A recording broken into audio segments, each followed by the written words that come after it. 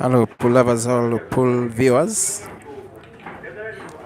Once again, we are at Diplomatic Billiards Cafe here in Kajansi, the venue for the 32-man Double Life Championship, which is being organized over the weekend here at Diplomat Billiard Cafe in Kajansi near Kampala in Uganda.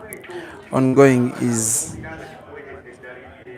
the first semi-final in one of the lives. Both of the players on table are left with one life in the tournament. There is only one player with 2 lives now, and that is the one and only Hazard Lukoma, the guy who eliminated both Ibra and Caesar. Right now it's KASOZI Joseph, the guy wearing white, the guy on table now. taking on the legendary Bwanika Mansoor.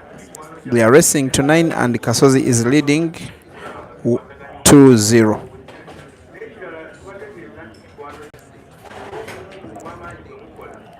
The other semi-final will be Glorious versus Hazard. Hopefully it will be live as well. Welcome to the live chat. Kavuma Bashir, your guy Mansoor is 2-0 down. Top seed says Mansoor to win. Yes, Mansoor is 2-0 down. Kevin Kawaha is asking for the scores. Kevin, KASOZI is leading 2-0.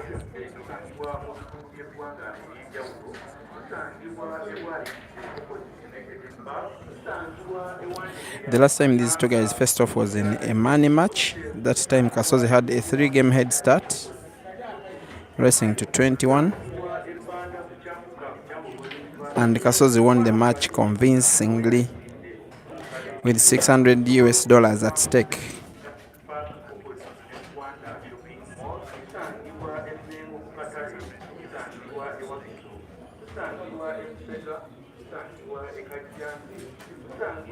The last quarterfinal of the day is going on between Eria Chimuli and Abdallah Kagwa, the guy nicknamed Young Master. But also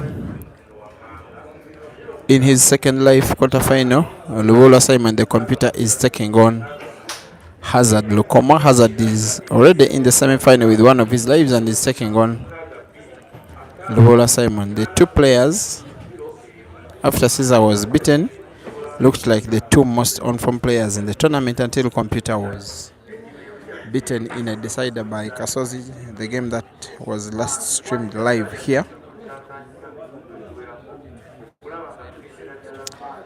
As it is once more, it is 2-0 and KASOZI is leading.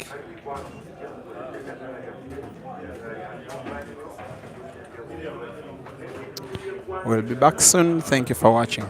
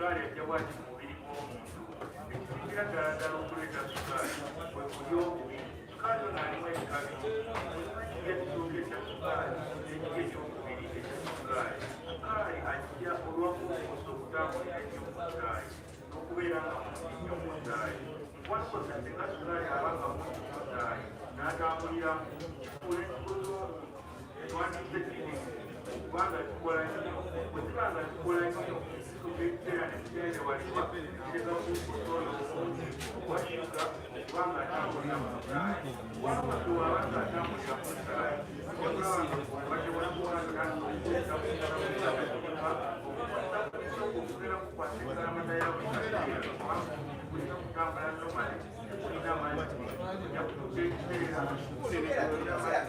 akijja kukwata enkalamata yawe amazima agasembezo kaseera onywa amazzi era kuluganyira ojja kugenda maaso sukali oyo wabulabe nnyo akasala amazzi obeera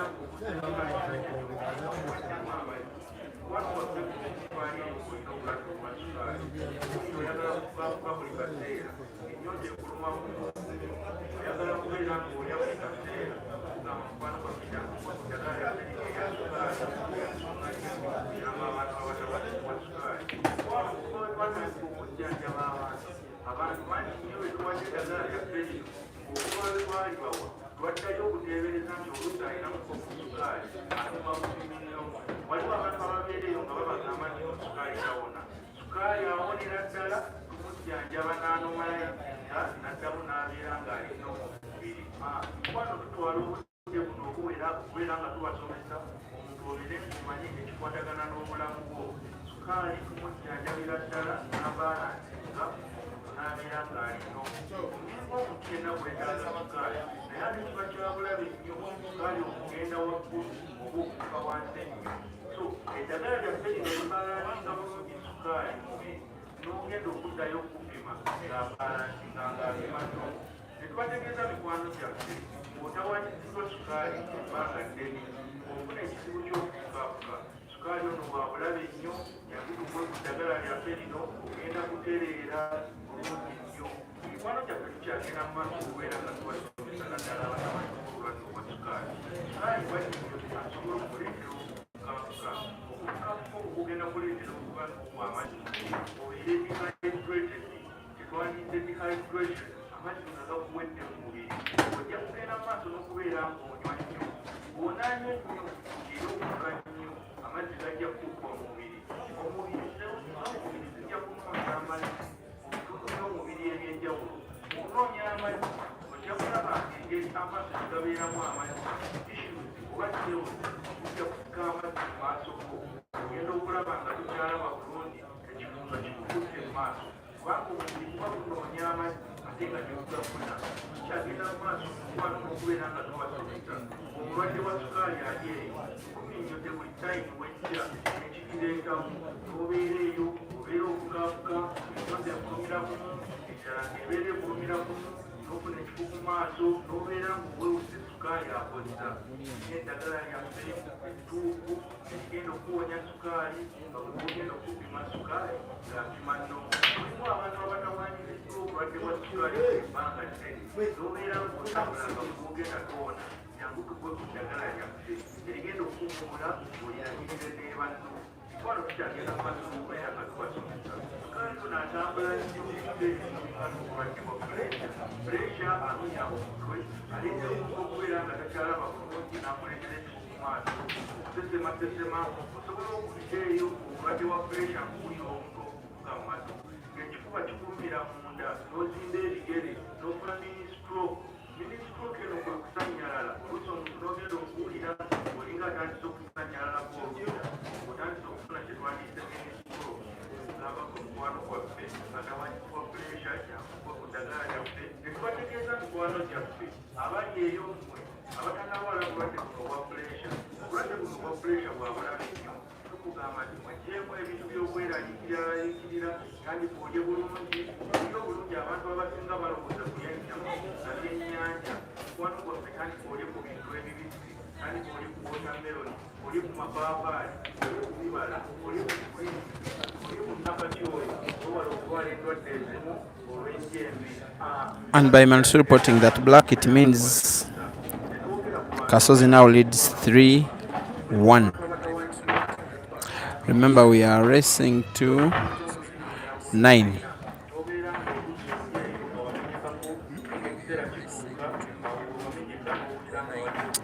Thank you for watching Motesi Rashida the Beast.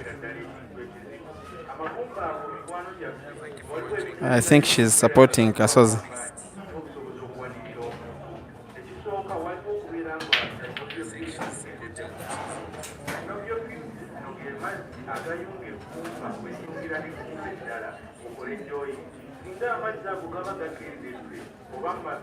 Mansoor is still trying to come back to his best pool.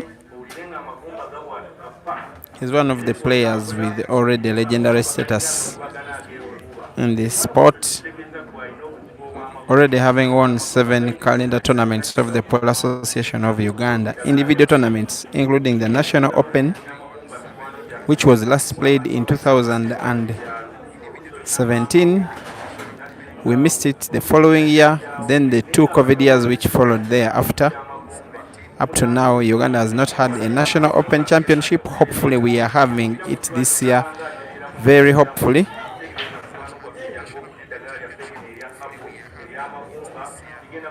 And it will be Mansoor Bwanika in the men's category who will come in as defending champion. He's playing one of those guys who are very good rivals with him in Joseph Kasozi. The two played out a bunny match with Mansoor giving Kasozi head start of 3. That day Kasozi won, and they are still playing hide and seek to have a rematch. By the flow of these games so far, it seems Kasozi doesn't even need that head start.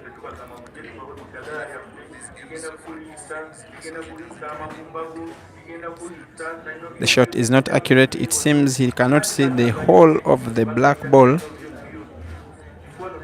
And yet, if he doesn't pot, it seems Mansoor's balls are all open, and he may come out to punish him with a clearance.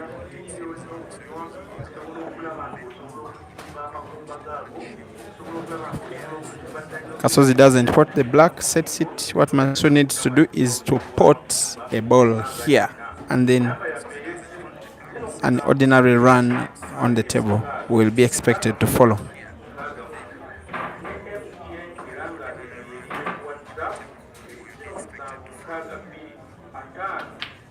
Very good shooting. This concentration and shot on target.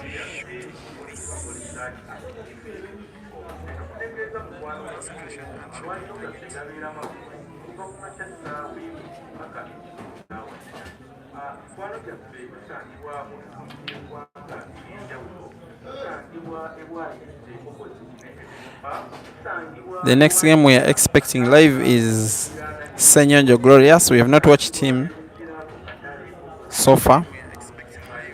He's in the semi-finals and will be taking on Lukoma Hazard.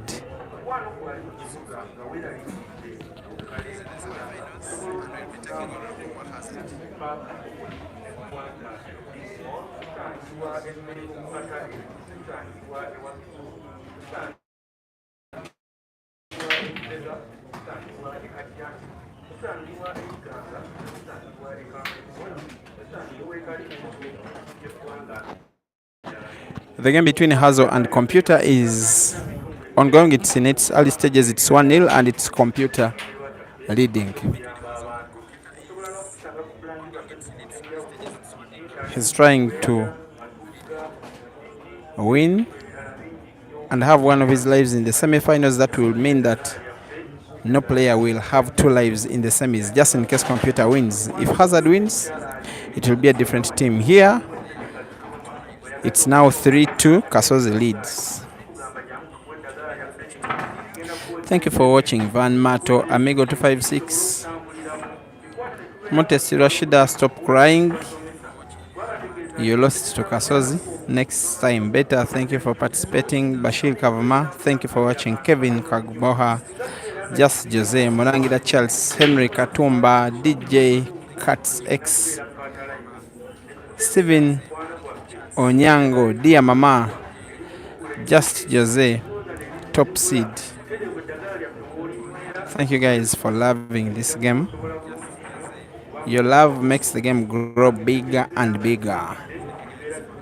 Black Star Mapempe is asking, what about Kayanja Ibra? Kayanja did not participate. He has personal issues which stopped him from playing.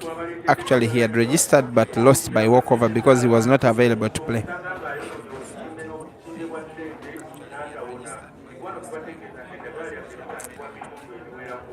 Mansoor trying to mount a comeback.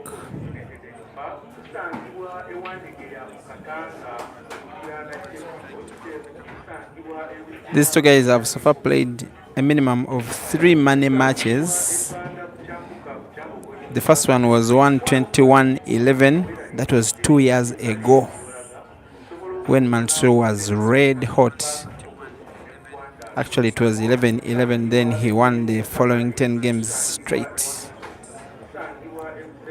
The second one ended 21-17 at Dice Lounge. That was 1 year ago. That is where he gave KASOZI 1 year later, early this year, 3-game head start, and KASOZI won 21-16. That means he did not even need the head start to win.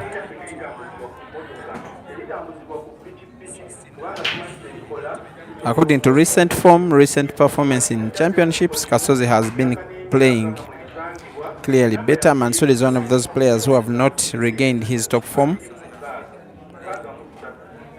But when he's playing at the top of his game, a game like this one will be as good as gone. But let us see. He's playing reds and pots. Thank you to Miro Josh.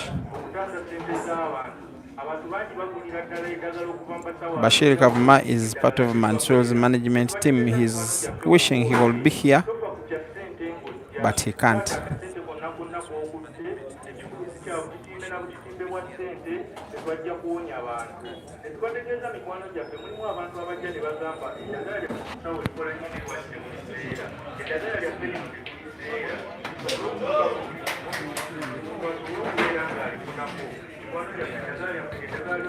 Computer has won his second game against Hazard. Actually, you can watch that game in the background. It's Computer on table. He is leading 2-0.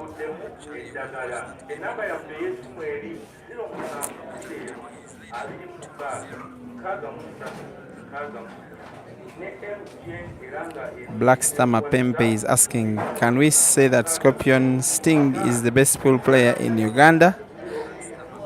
I want to answer your question. Henry Katumba, Peter Chebe, thanks for the commentary. That's what we are missing. Thank you too. Jim XP, thank you too. Henry Katumba is cheering on Team Mansoor. Wish you good luck.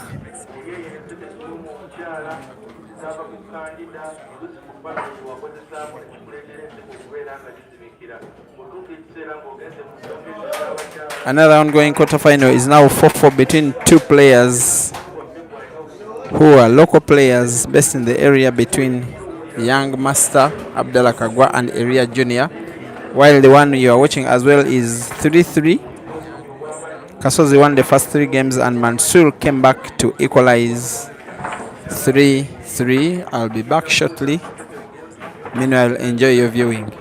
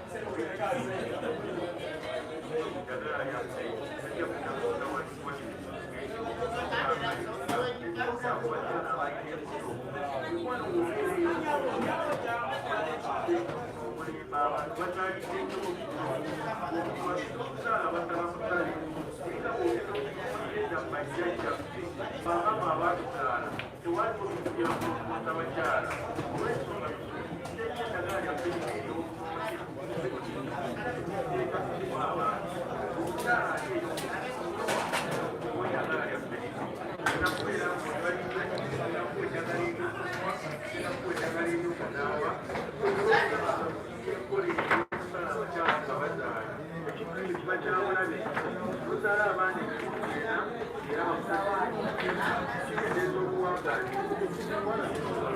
eddagala lyaffe lino abantu bagereka basomera ddala obuzira omukyala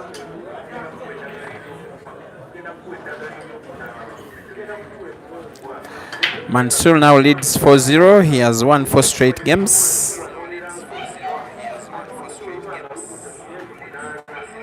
including a very good shot and off ball as he was winning that 4th game.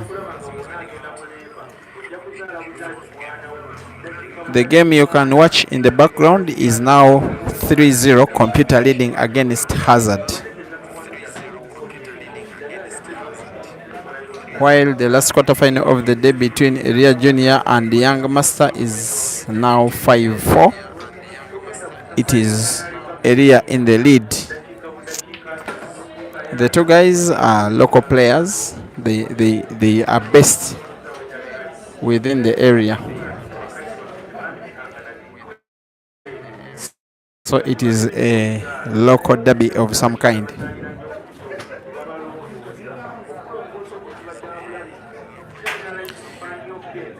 In case you have issues with the picture quality, the video quality, press settings, the top right of your screen, the settings icon.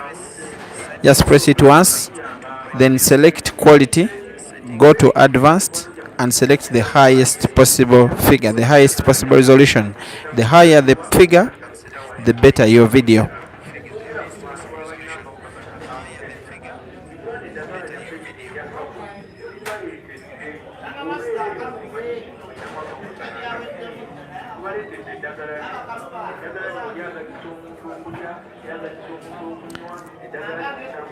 Council David is asking who won between Kalima and Glorious. Glorious won 9-6. Sultan Ismail is asking scores. It is 4-3. Mansoor has 4. All the 4 games he has won have been consecutive. They have been the last 4. He lost the first 3 and won the next 4.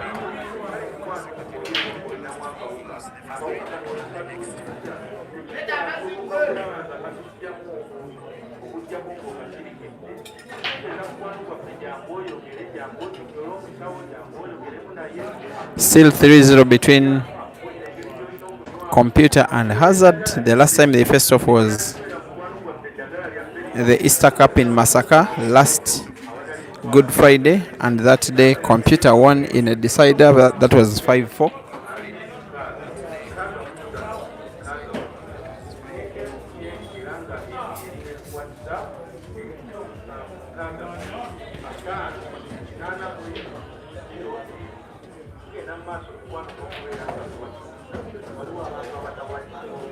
Seems Mansoor is shooting confidently.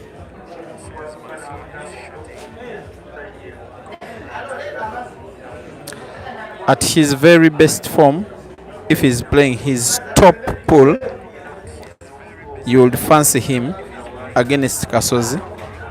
But given the previous form of the last 2-3 months, KASOZI has been playing evidently better and getting better scores. Mansoor is rather a very complete player.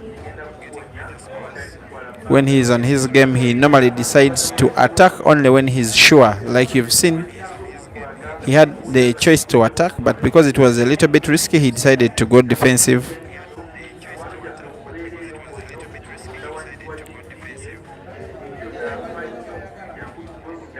And if KASOZI doesn't come out of the angle, he's as good as gone. If he comes out of the angle and pots or sets, then Mansoor's shot was not effective. And KASOZI's magic doesn't work out, he fouls. 2 shots will most likely bring home Mansoor's fifth game. Evans Okacha, great commentary. Chove, thank you very much. Watching from Kenya. Send my greetings to the Kenya media man, that is Haizo, who normally streams games on the Polist Africa YouTube channel. I also upload the great work done by all bloggers and media men who promote the game on the African continent. Big up William Soko, my good friend from Zambia. Big up Francis Mukwekwe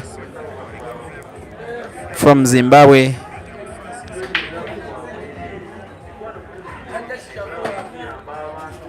Big up Mozi from South Africa.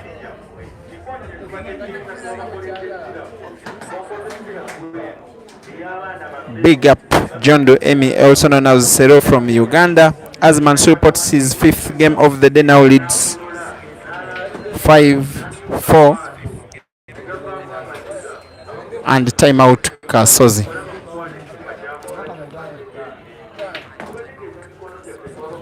We'll be back shortly.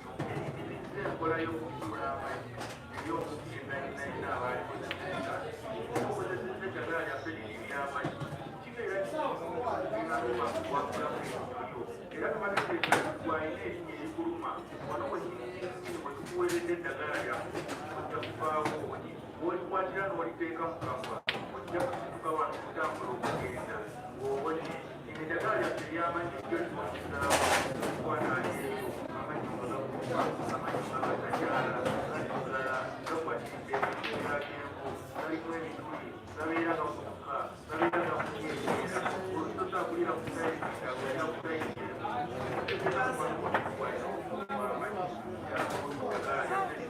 erikakasisa abantu bangi balinomukozesa eriyo nga likuluma etama tosobola kuwukira tosobola kugaaya eddagala lyaffe lino ery'amannyo ogenda kutafuta walimu amannyo ebbanga lyonna etugenda kusobola abantu abalina kaboto kaboto ngaluma abantu abasinga nemugenda nemugamba nti kaboto kutawona kwano njagala okubakakasa nti kaboto ngaawona ekirekera abantu abamu obutawona twalina okubanga alina omukyala obanga alina abakyala babiri nabuyaku eddagala lya kaboto olaalima yekka kaboto obulwadde bulikikiwaetwalimize kaboto buzane nolwaki oba okuza eddagala kulima naye munno abantu abamu obutawona ojja wano n'okula eddagala eryakaboto nolwekibanga obanga enjawo ddalawo omwanya ogyabakuyire abati walina mwaka kuva mwaka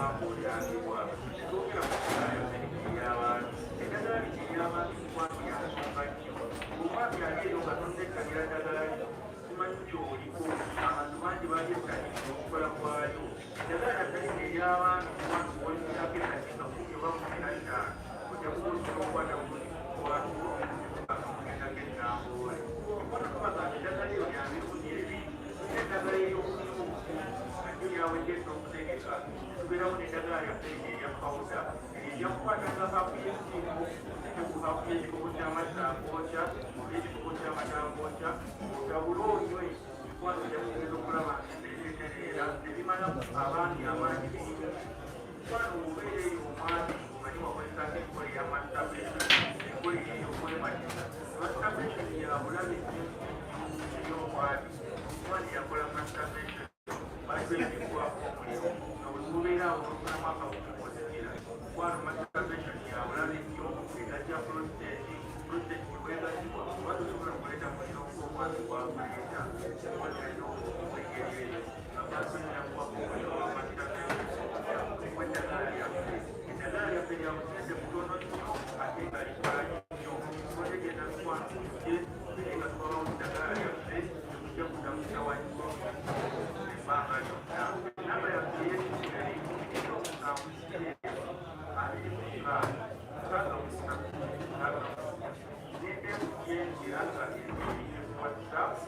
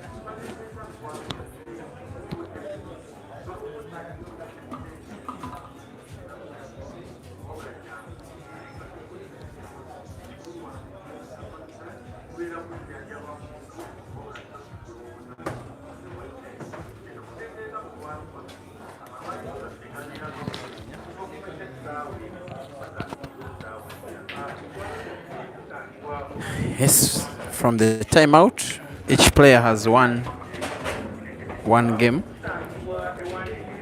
So the score is at 6-4. Mansoor with 6. The game between Computer and Hazard is also in a timeout and will be updating shortly on its scores.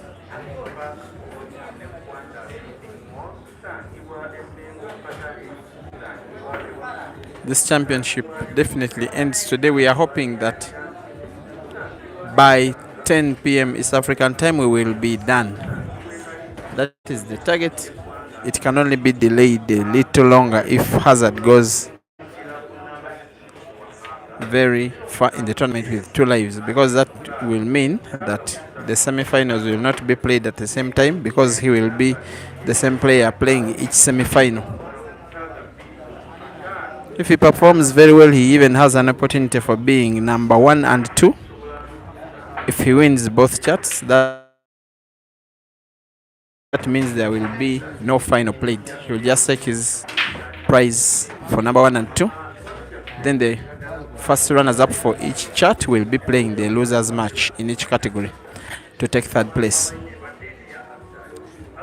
Meanwhile, the game you're watching is in timeout for Mansoor. Will be back shortly. 6-4. Mansoor leading.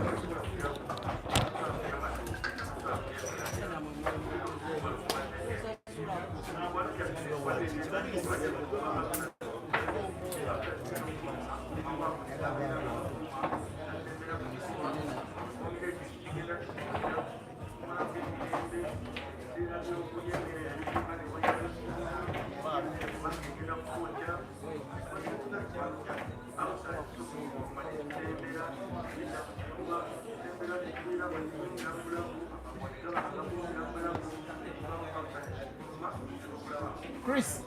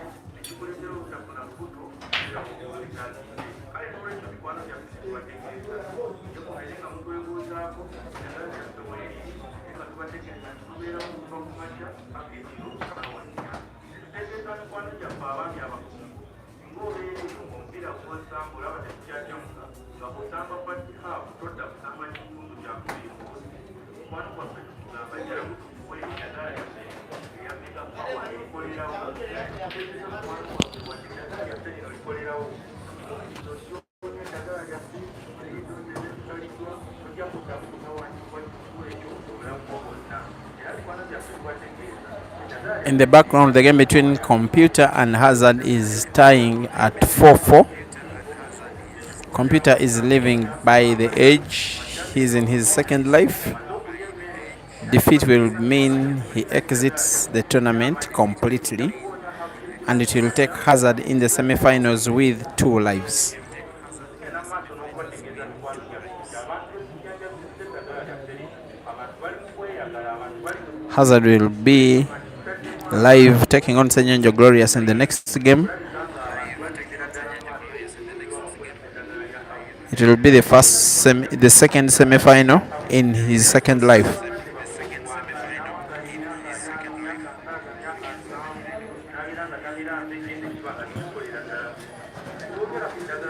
Big up to you, the viewers.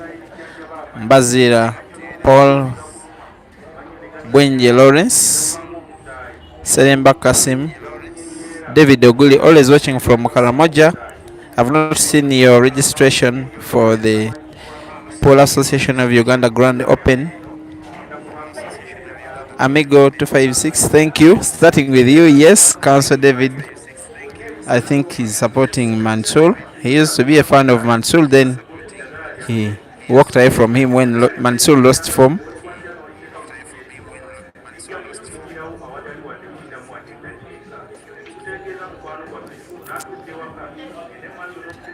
Seremba Kasim, Lawson Lewis, thank you for viewing. Scores are 6-4, Mansoor leading. If you want to join, if you want to come and watch the game at the venue, the venue is Diplomat Billiards Cafe in Kajansi, just Kajansi town, 15 minutes out of Kampala city, and you are at the venue. You can use Entebbe Road, you can use the expressway. Either way, it is cheap and convenient.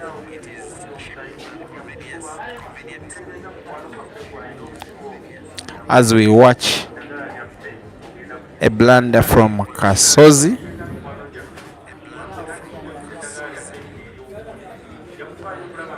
The two players are even teammates at club level, playing for the same team, that is Mbali Pool Club, but on the table they are big rivals.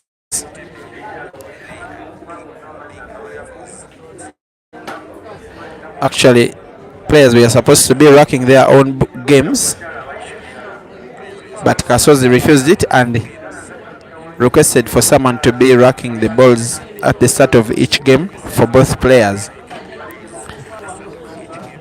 That's an indication of the rivalry between the two players. Even the nerves he's playing with, you can witness that when he is playing.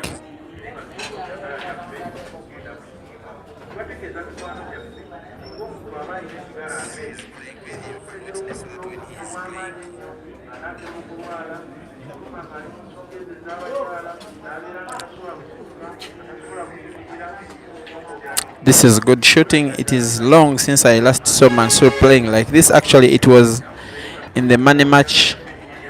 He convincingly won against Rivaldo, the South African.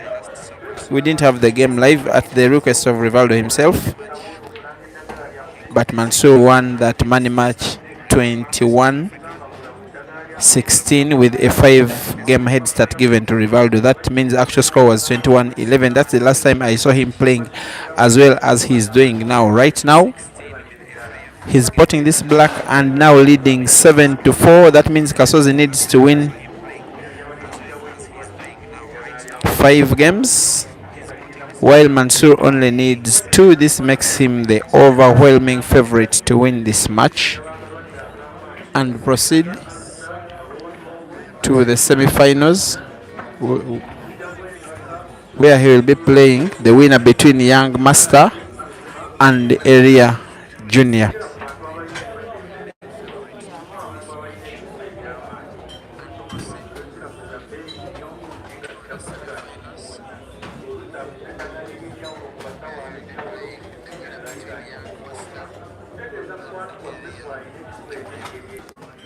Greetings, Bashir Kavuma, Winnie Kennedy, Simon, and Hazo are tying 4-4. Lawson Lewis, you are watching live from Kajansi. You are a walking distance away from the venue. Feel free to come and watch the game with your naked eye and not on your phone screen.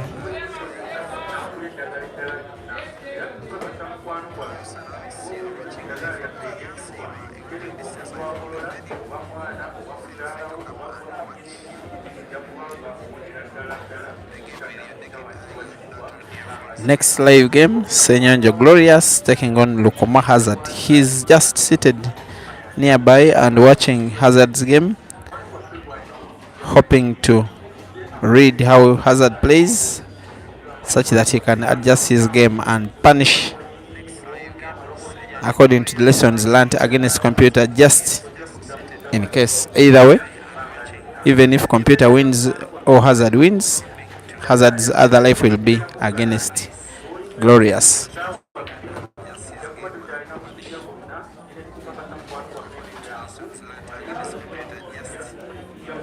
But in that particular game, as you are probably watching in the background, computer is potting his fifth black. That means he's leading now 5-4 against Hazard. The two players who have not been performing well lately, but particularly in this tournament, they are playing very well.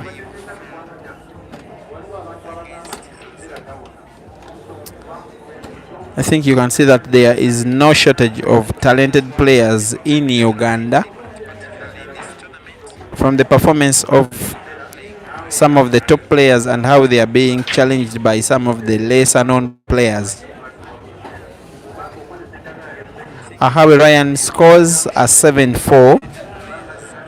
Mansoor is leading, and yet he's taking this game home for sure. After the end of this game, surely the score will be 8-4.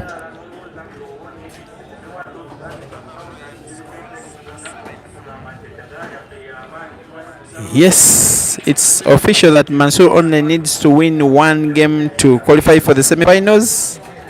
8-4. KASOZI needs to win all 5 remaining games. He needs to play well. He needs to be very composed.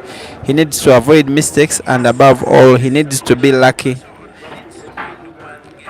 because at times it's not your fault when you lose. In pool, your opponent can break and finish. So he needs to be lucky on the break, and he needs to play very well. He needs calmness and needs composure. Otherwise, he will be out of the tournament completely.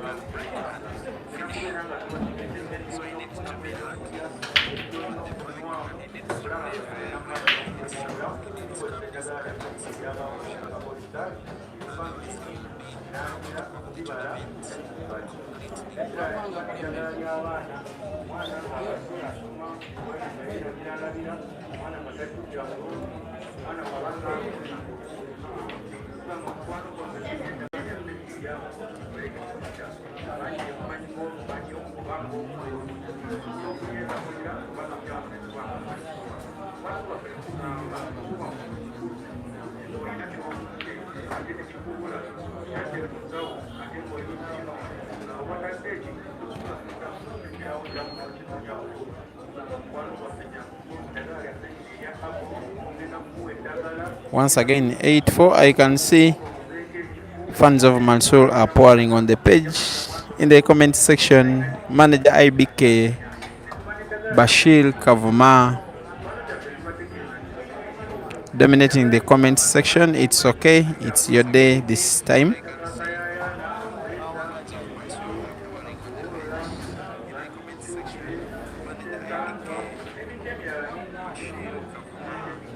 Very important for Mansoor to win a tournament. Actually, the last time he won a tournament was a 16-man comp held at Marina in Zana.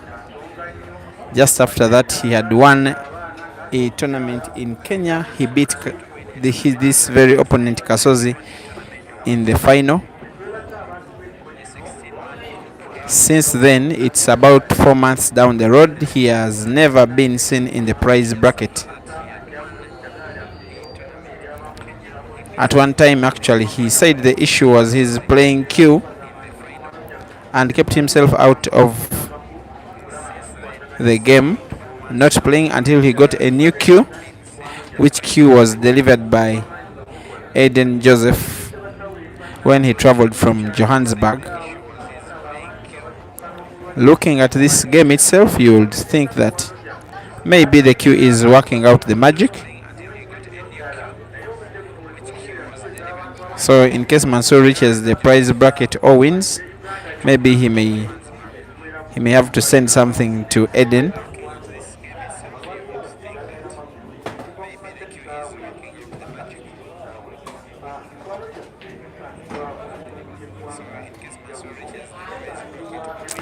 But we are looking at Kasozi now attacking. He will need a very big shot here if he's to win that game. There's only one spot where he can place the white ball. Let us see.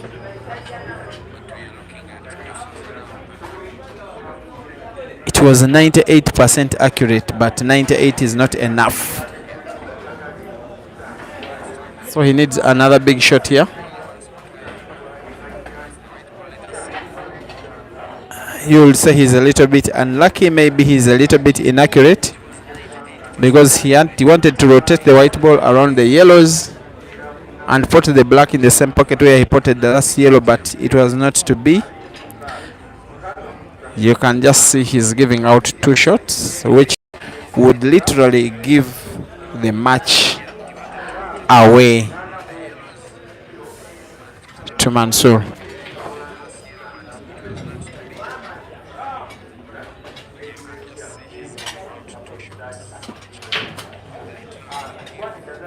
Actually, it was not a foul.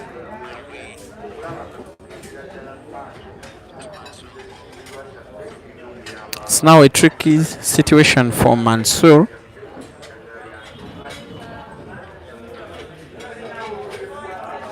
White on the cushion.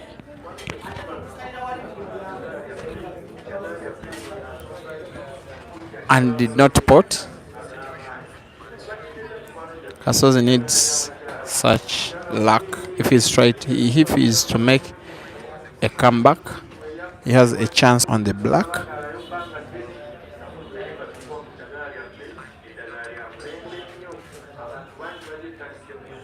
He does not pot and he fouls, but the black is set direct in the pocket.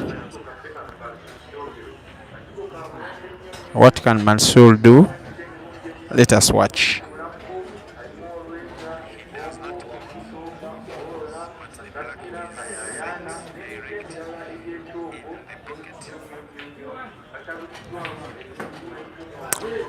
This is lovely shooting from Mansoor. He's producing some of the form which made him national champion 5 years ago. Kasozi can only watch as his second life fades away as he gets knocked out of the tournament once and for all. And yes, that is it. This is the shot that finishes Kasozi, sending Mansoor to the semi-finals in his second life. Players greet each other as a sign of respect and conceding. That will be it. Thank you for watching, guys. We meet in the next match.